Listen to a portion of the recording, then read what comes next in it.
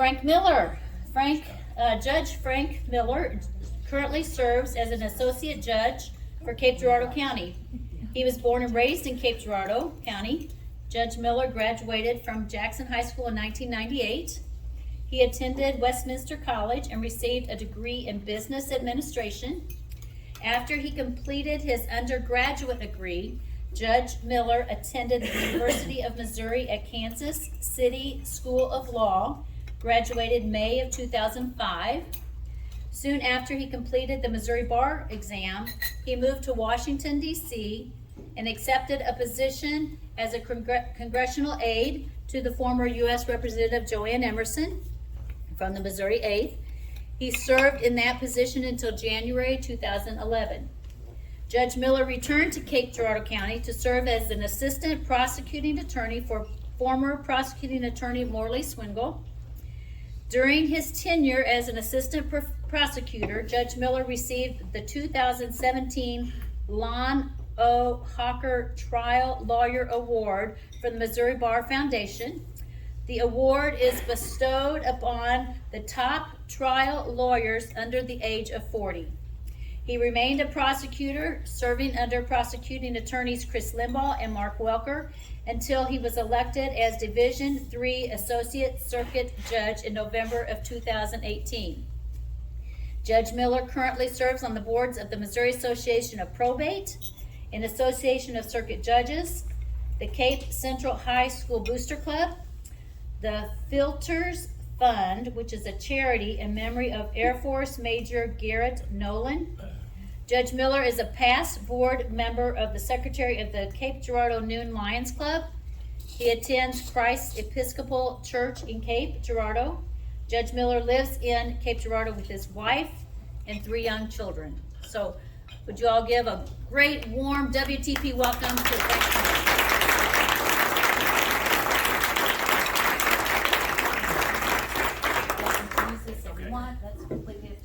Thank you all very much for the opportunity to speak. Are you all able to hear me? Can you raise your hand if you can hear me? Okay, I remember that from jury trials, you'd ask somebody in the back, can you hear me? Well, they can't hear you, they aren't going to raise their hands. Or they're not going to say anything, they're not going to know you asked them a question. So, anyway, I'm an associate circuit judge here in Cape Girardeau County. It's Division III.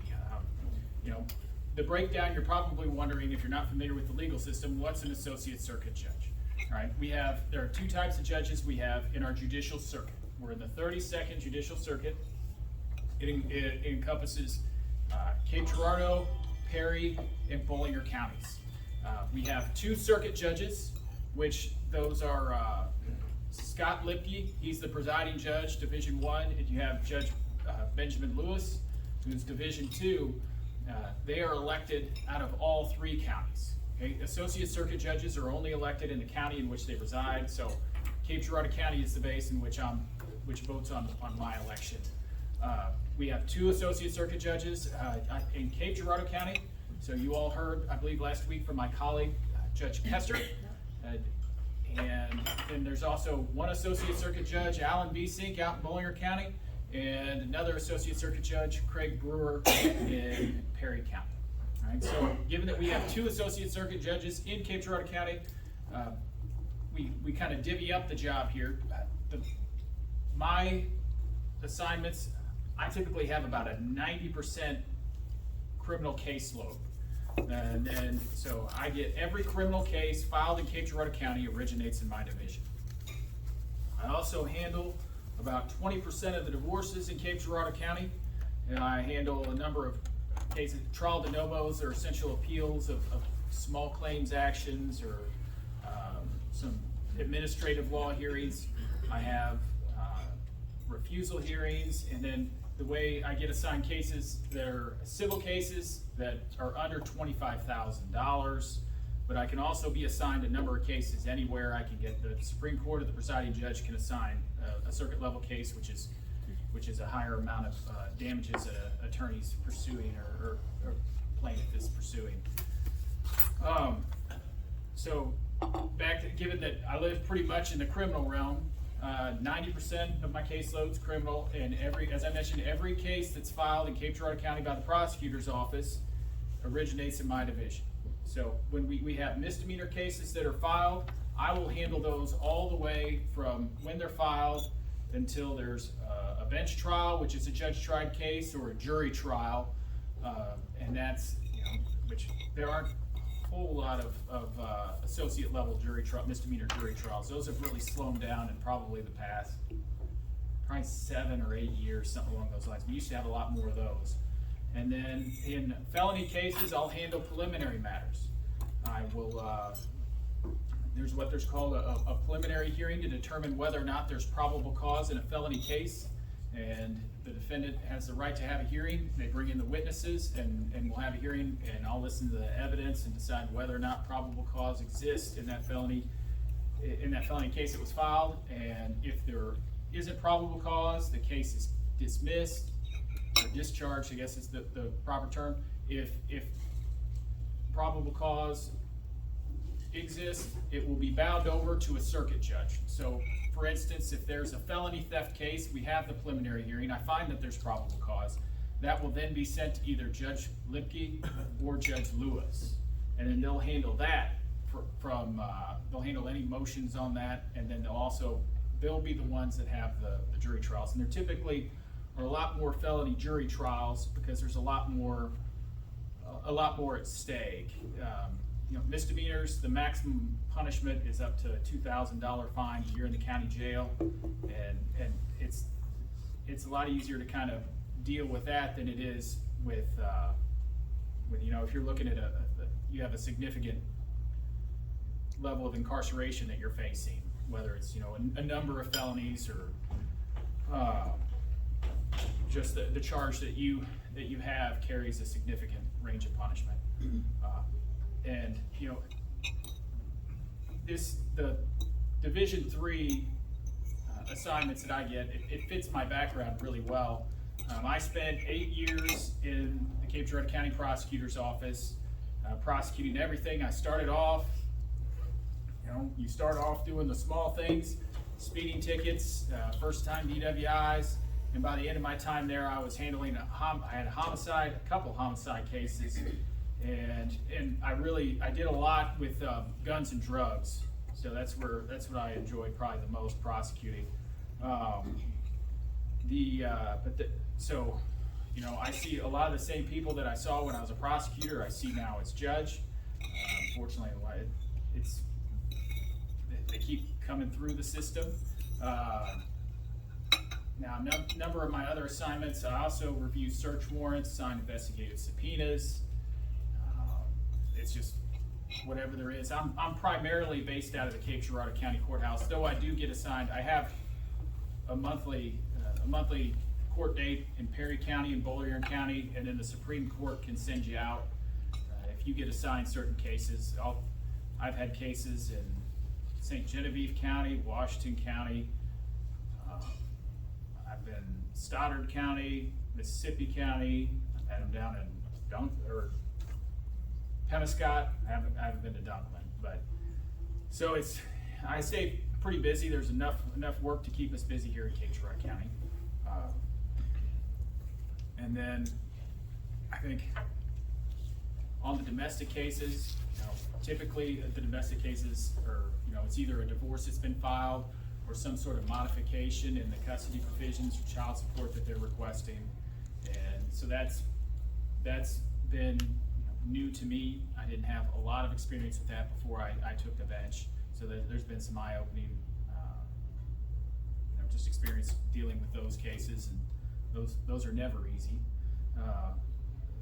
And then,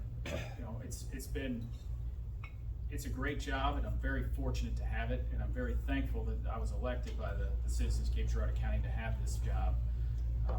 Every day I'm thankful I have it. I appreciate it, and there's always something new. That's what I enjoy about the job. Even though, like I said, with the criminal side, it's a lot of the same people that keep coming through. There's always, something new going through the system, and laws are constantly changing. Whatever the criminal act that occurred, there could be some sort of quirk in there that's a little bit different than you normally see on an everyday basis. And don't know if you all have any questions. I know that if you have, the way that I explained it, I field some questions if anybody has some questions.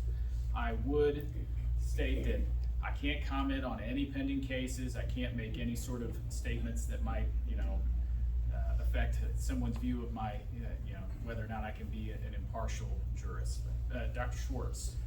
We hear about all these criminals, felons, whatever, getting out on bail or not having bail at all, and getting out, not being prosecuted. What causes, I'm not talking about here, I'm talking about nationwide. All right. What's the problem? Well, so, here when someone is arrested, the prosecutor comes, at least the way it works in Cape Girardeau County, Prosecuting Attorney Mark Welker or one of his assistants will come in and they'll make a request, for a warrant, and I'll normally inquire, is there a bond amount, right? So those of you who aren't familiar with bond is not a form of punishment. It's, it's a means that will compel someone's appearance to court. Also, a number of other factors you have to take in: the safety of the community, whether or not the person's a threat to the victim, the community at large. You have to look at their criminal history, the facts and circumstances of their background, and if you believe they pose a threat, if you believe they'll come to court, if you believe that they'll continue to reoffend, those are all factors that you come in. And to setting a bond, I'll normally ask the prosecutor what they think about the bond. They'll suggest an amount. Sometimes I agree with it, sometimes I don't.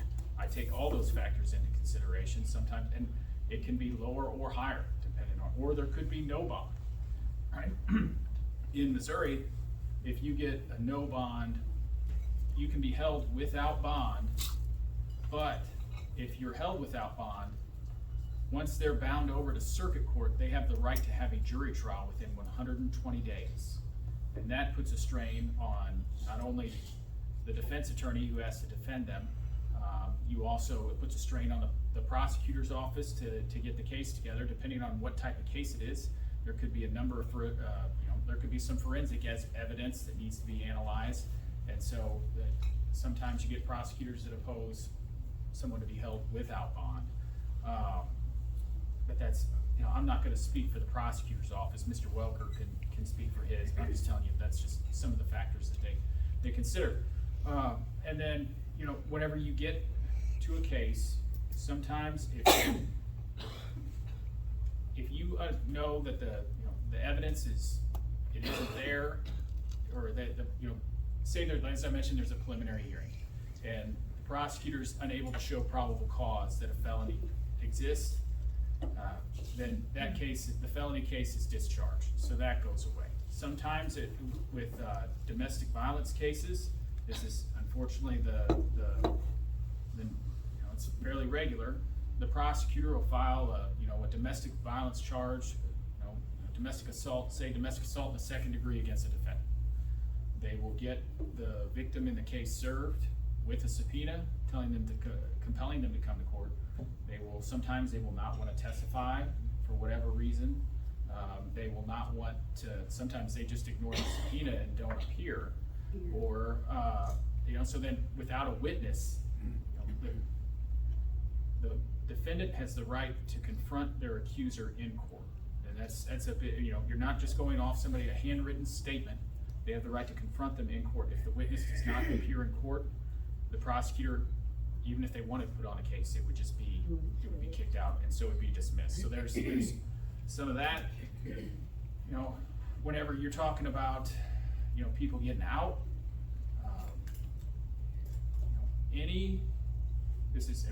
I believe it's about the same, but say you're convicted of a possession of a controlled substance charge in the state of Missouri, say you had some methamphetamine, and you may have, whether or not it's no one normally, very rarely does somebody go to jail or prison on the first possession of controlled substance charge. I really don't know. That's not the norm in Cape County from what I've seen in my experience, but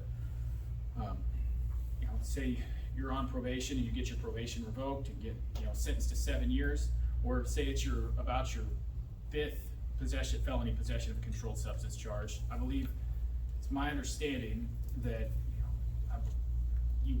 have to check this with the Department of Probation and Parole, but I believe regardless of how many priors you have, if it's a nonviolent drug offense, you'll parole out at 25% of the sentence. Even though you may be sentenced to 7 years, you'll get out after serving the 25% of the sentence.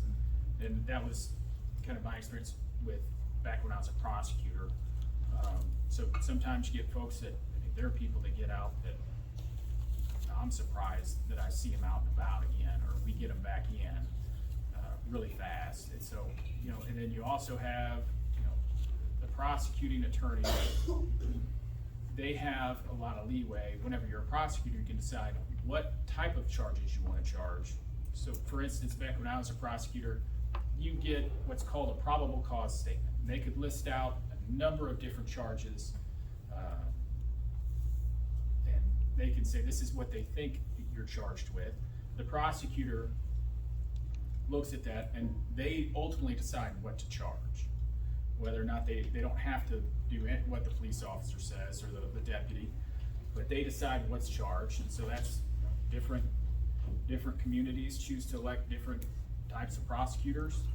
And so that's where you get the discrepancy there. I know that I've kind of gone on a number of different directions here, Dr. Schwartz, but did I hit about everything that you asked?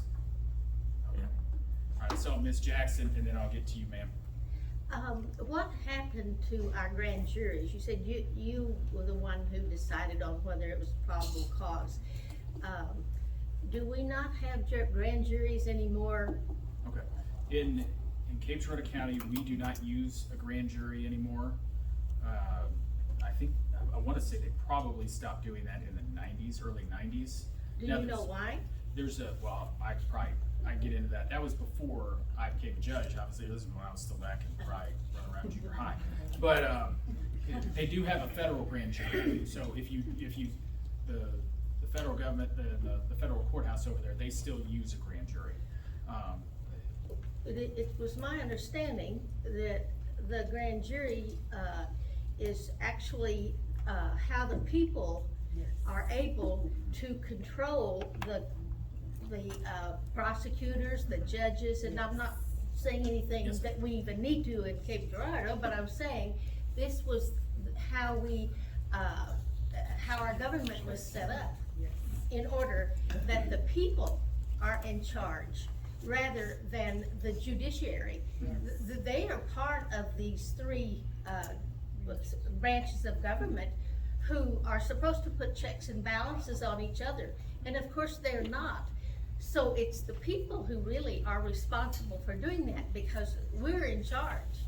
So when they took away our grand juries, they took away our power. Yes.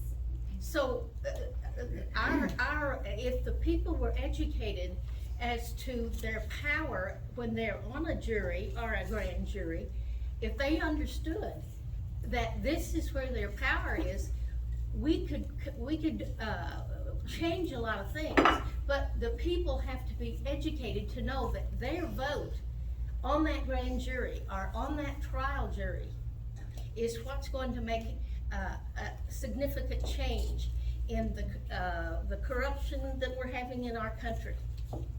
That's my opinion. And I can get you. That's not an opinion, that's Yes. fact. That's fact.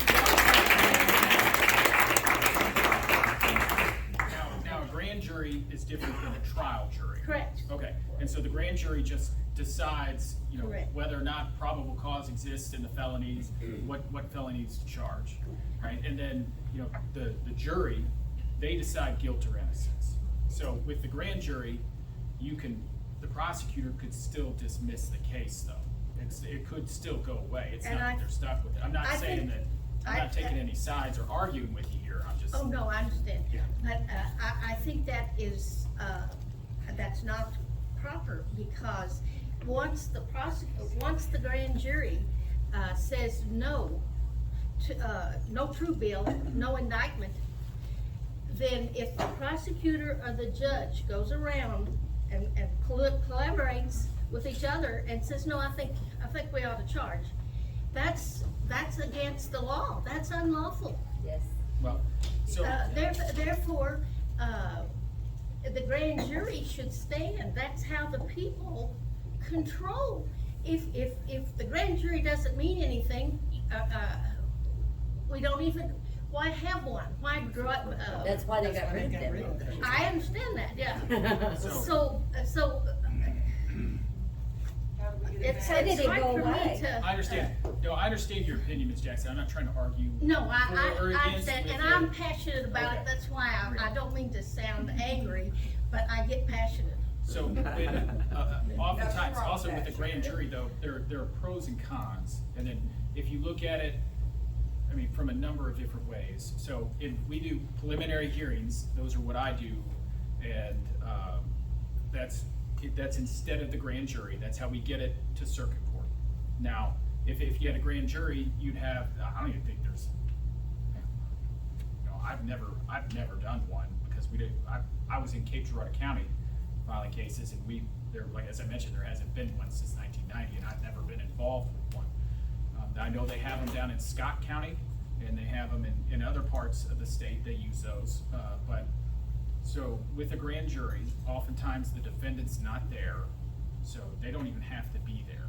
So you present all this evidence to the grand jury, and the defendant doesn't hear it, and he shows up in circuit court. Right now, if you have a preliminary hearing, the defendant is in court.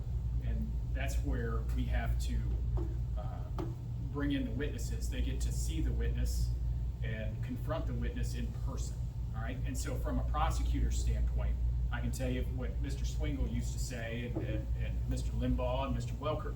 Well, I don't want to speak for Mr. Welker, but they preferred to have the defendant there in person. So they knew they could see the evidence that would be brought before them.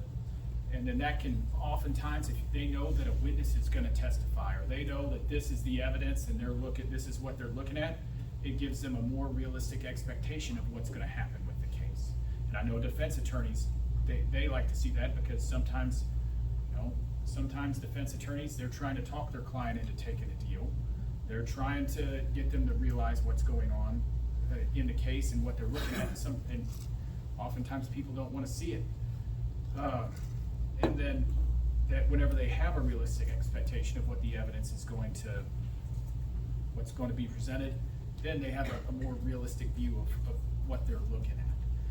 With a grand jury, you just show up in a circuit court and you don't know what's going to happen. You can get the transcripts of a grand jury and see what was said. But your attorney, there's no opportunity typically for a defense attorney to cross-examine any sort of witnesses. All right, whatever they said in law school, just a second, ma'am, law school, they always said you could indict a ham sandwich. That's So right. it's because it is a lot easier, and sometimes it'd be, as a prosecutor, to be honest, I wish we had, whenever there were times that I wish we had a grand jury, we could just get these cases to circuit court and go from there. But then you'd be stuck with sometimes if it's a very weak case, and also when I say that it gives the defendant an opportunity to look at the evidence and see how the witness will testify, it also gives the prosecutor an opportunity to realize what's gonna happen with their case. And especially whenever your witness is cross-examined, you can kind of see how good your case is, first off, oftentimes what you're reading are police reports, what a policeman said happened that they took down from the witness, the victim, and then you're actually hearing it from them, and whether or not they accurately they remember what happened, or if this is what happened, because everyone in the United States, you're presumed innocent until proven guilty, and it's proof beyond a reasonable doubt, which is the highest standard, which is right, because if you're gonna take somebody's liberty, you should be able to prove it beyond a reasonable doubt, which is proof that leaves you firmly convinced of the defendant's guilt. It's not just, it's not proof beyond all doubt, but once again, proof that leaves you firmly convinced of their guilt, because otherwise, you can look at other countries, how they handle things, and it's, our system may not be perfect, but in my opinion, it's the best there is, so. Well, I think if we had our grand juries back, where the people were under control, then we'd have a better system, Okay. as it used to be. Yes.